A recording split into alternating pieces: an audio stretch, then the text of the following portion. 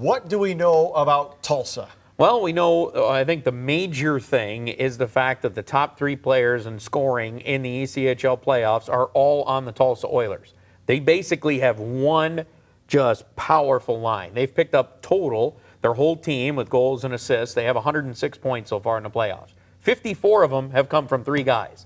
That they are very top heavy. They have a dynamite line. That's going to be the first thing you're going to have to do for Dan Watson, Andy Delmore, Alden Hersher. They're going to have to slow that line down and then force the rest of the lineup from Tulsa to beat you. I think that's the biggest thing. The second part of it is Devin Williams.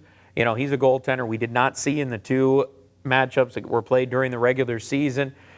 Yet, what the hit numbers he's put together so far in the playoffs, he's been the difference for them, especially in the last round against Idaho. He hardly allowed anything to the Steelheads. So, you know, he's playing very well right now, so you're going to have to be strong in the offensive zone to get goals behind him.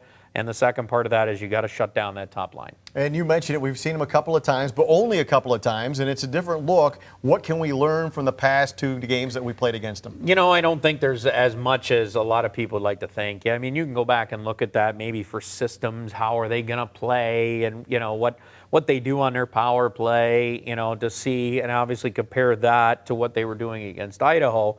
Because obviously that changes a little bit. Perfetto was here when we saw them. Pleskatch was here when we saw them. So a couple of their top players were on the team. So, I mean, just a 1-1 split during the regular season. One of those games played in December. One of those games played in early February. The teams are not quite the same anymore. So it's hard to really take those games and say, okay, this is in a nutshell what we might see going to the playoffs. I asked Evan Rankin when he was in studio last week. I'll ask you.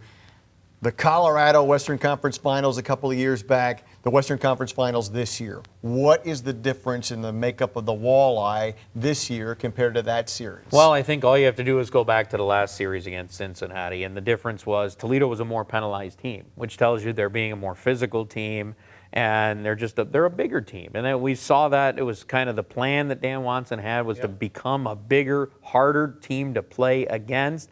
And I think Cincinnati found that out. Only a few stretches in games were they able to really get their speed game going and fly around like they do in a regular season. And Toledo's been in that case. You can win a lot of regular season games that way, but you get in the playoffs and space becomes more of an issue.